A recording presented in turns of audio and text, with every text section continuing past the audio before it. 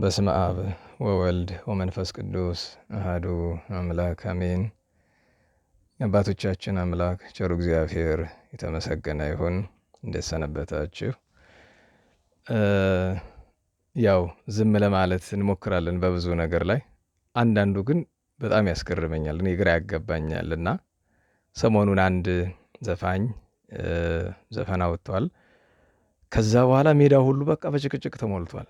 እኔ ግራ ይገባኛል። ልክ ሀገራችን ችግር ያጣች ይመስል፣ ቤተክርስቲያን ችግር ያጣች ይመስል እና ዘፈን ኃጢአት ነው ጽድቅ ነው ደግሞ እየቆየ አጀንዳ ሆኖ ይነሳል። እና እኔ በጣም ያስገረሙኝና እንዲ ዝም ልል ፈልጌ እንዲያው በለዚህ ዝም ማለት አይገባም ብዬ የመጣሁባቸው ሁለት ነገሮች አየሁኝ። አንደኛ እንዴት አንድ ክርስቲያን ከመጽሐፍ ቅዱስ ጥቅስ ወስዶ ዘፈን ጽድቅ ነው ለማለት እንዴት መከራውን ያያል? ዘፈን ኃጢአት አይደለም ለማለት እንዲሁ ማለት እንጃኔ። ይህንንስ አሕዛብ የሚያደርጉትም አይመስለኝም። በቅዱስ ማቴዎስ ወንጌል ምዕራፍ 11 ላይ ያለውን ኃይለ ቃል ይዞ እስኪ እንደው በሞቴ አንድ ነገር ብቻ ልጠይቃችሁ። እስኪ ጌታችን በመጽሐፍ ቅዱስ ውስጥ በወንጌል በምሳሌ ያስተማረውን ነገር በሙሉ እናንተ አድርጉት ማለት ሆኖ እስኪ እንደው በሞቴ አሁን ከላይ ከዚህ ቪዲዮ በላይ ጥቅሶች ታያላችሁ። አንደኛው በቅዱስ ማቴዎስ ወንጌል ምዕራፍ 11 ላይ ያለው ጌታችን ስለ ቅዱስ ዮሐንስ መጥምቅ ከተናገረ በኋላ በምሳሌ የተናገረበት ነው። ምን ማለት እንደሆነ መምህራንን ቀርባችሁ ብትጠይቁ ምን አለ?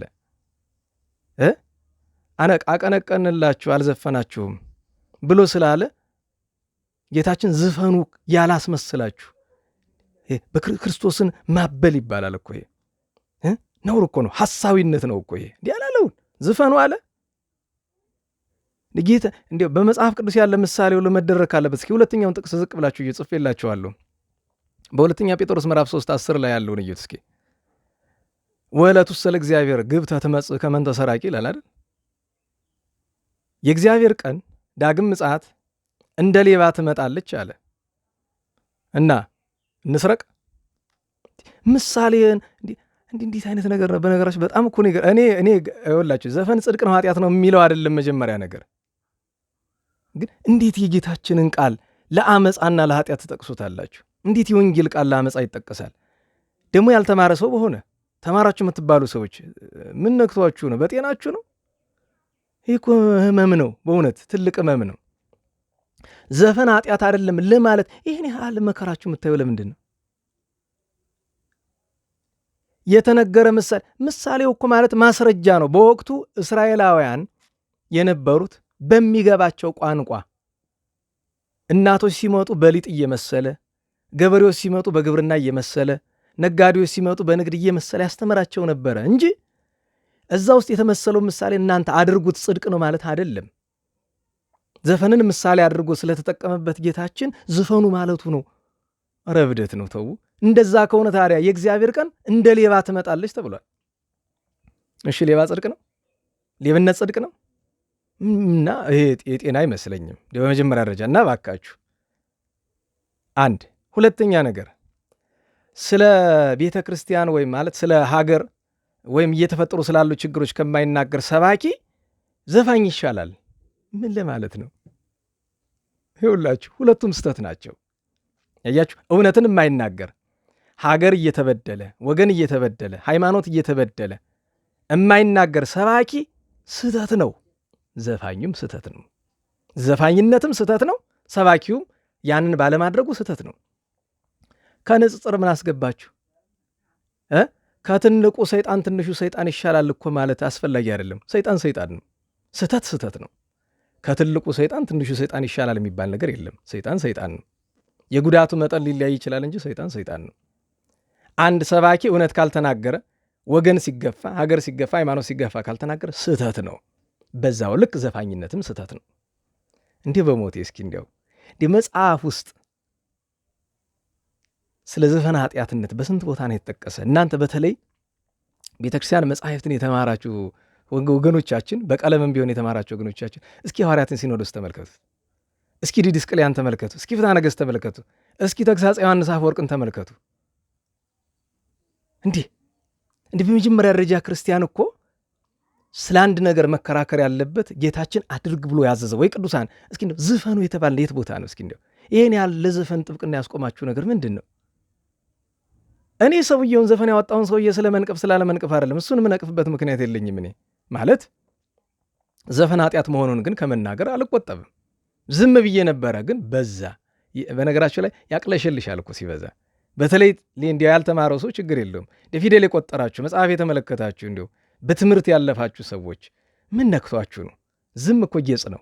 ወይ ደግሞ እግዚአብሔርን መጠየቅ፣ ሊቃውንትን እኮ መጠየቅ ጥሩ ነው። ጉባኤ ቤት እኮ አሉ፣ ጠይቋቸው እስኪ እውነተኛ መምህራንን። እንዲህ ዘፈንን ለማጽደቅ ይህን አለመከራችሁ የምታዩ አንዳንዱ ወፈፌ ነው፣ ጤና የሌለው። እነሱ አላልፈርድም አላለ። ቤተክርስቲያን በመምህርነት ያላስቀመጠቻቸው ግን ትንሽ አይምሯቸው ንክ የሆኑ ሰዎች አሉ። ይቅርታ አድርጉልኝ፣ እገሌ ወገሌ አልልም። እነሱ ችግር የሉም፣ ያፈቀዳቸውን ይበሉ። ሰው አይምሮ ጤና ከሌለው ችግር ነው። ግን ይብላችሁ ጌታችን የተናገረውን ምሳሌ በምሳሌነት ያስረዳውን ነገር አድርጉ ብሎ እንዳዘ ለመቁጠር መሞከር አንድ መጻሕፍትን አለመረዳት ነው። ጌታችንም ተናግሯል። መጻሕፍትን ባለማስተዋል የእግዚአብሔርን ኃይል ባለማወቅ አይሁዳውያን ተጎድተዋል። ለምን? መጻሕፍትን ለራሳቸው ፍላጎት ነው የሚጠቅሷቸው። ለራስ ፍላጎት፣ መንፈስ ቅዱስ ስለተናገረለት ዓላማ ሳይሆን ለራስ ፍላጎት። እና በእውነቱ ሁለቱ ነገሮች፣ አንደኛ ልክ ጌታችን ያላለውን ዘፈን ጽድቅ ነው ያላስመስላችሁ የወንጌል ቃል የምትጠቅሱ እባካችሁ ነውር ነው። ምክንያቱም እንደዛ ብላችሁ በምሳሌ የተነገረውን ካላችሁ፣ ምክንያቱም የጌታችን ዳግም ምጽአቱ በሌሊት በሚመጣ ሌባ ተመስላለችና እንግዲህ ሌብነት ጽድቅ ነው እንበልና እንረፈው ካልሆነማል ካልቀረማ። ሁለተኛ ነገር እውነትን ከማይናገር ሰባኪ ዘፋኝ ይሻላል አይደለም። ሁለቱም ስተት ናቸው። ዘፋኝም አይቻልም፣ ዘፋኝም ያው ነው። ሐሰተኛ ሰባኪም ያው ነው፣ ዘፋኝም ያው ነው። ሁለቱም ስተት ናቸው ነው የሚባል እንጂ ይሻላል አይደለም። በነገራችሁ ላይ ከሌባና ካመንዝራ ማን ይሻላል? ሁሉም ስተት ነው። ከውሸታምና ከሌባ ማን ይሻላል? ሁሉም ያው ነው። የኃጢአት ውድድር የለውም። ሰባኪውም አጥፍቷል፣ ዘፋኝነትም ጥፋት ነው። ግን እዚህ አሁን ዘፈን ኃጢአት ነው ጽድቅ ነው እናንተ ጋር ጭቅጭቅ ለመግባት አይደለም። ከፈለክ ዘፈን፣ ማን ከለከለ? በቃ ዘፈን በቃ ዘፈን ስተት ነው ኃጢአት ነው እያልነኛ እየጮኸነ ችግር የለውም። ጆሮህን ወትፍና ዝፈን ዝለል። ዘፈን ከሆነ የፈለግከው እንጂ በቤተ ክርስቲያናችን በመጻሕፍት ዘፈንን የሚከለክል እንጂ የሚፈቅድ አንድም ሕግ የለም። እንድታውቀው ደቂቀ ሴት በንፍር ውሃ ያጠፉት በዘፈን ምክንያት ነበረ። ብታውቀው ሰባ ሰዶም ግብረ ሰዶሙ ብቻ አይደለም፣ ግብረ ሰዶም ያስደረሳቸውን ዘፈን ብታውቀው ጥሩ ነበር። ዓለምን በየዘመኑ ሲያጠፋት የኖረው እሱ ነው። አሁንም ቢሆን ጌታችን ዳግመኛ መምጣቱ ሲቀርብ ትውልዱን ዘፋኝነት ማበረታታት የጤና አይደለም። እና በእውነቱ እኔ ከሁሉ ያዘንኩት ይሄ ለምደነዋል። ዘፈን ጽድቅ ነው ኃጢአት ነው ክርክር ለምደነዋል። ግን እንዲያው ከወንጌል አትጥቀሱ እንዲሁ በሞት ይባካችሁ። እንዲሁ ጌታ ሎቱ ስብሐት እሱን ከሰደባችሁትን የተሰማኝ መድኃኒታችን አምላካችንን ከመስደብ ነው የሚቆጠር።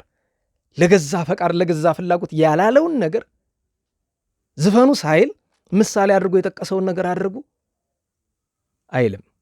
መጽሐፍ አይልም። ምሳሌ ነው ለሰው በጊዜው ለማስረዳት ነው እንጂ ምሳሌው ዘይሐጽጽ እንደሚባል አታውቀው። ጌታችንን በግ የዋህ ስንለው ክርስቶስን በበግ መመሰላችን ይመስልሃል? አይደለም።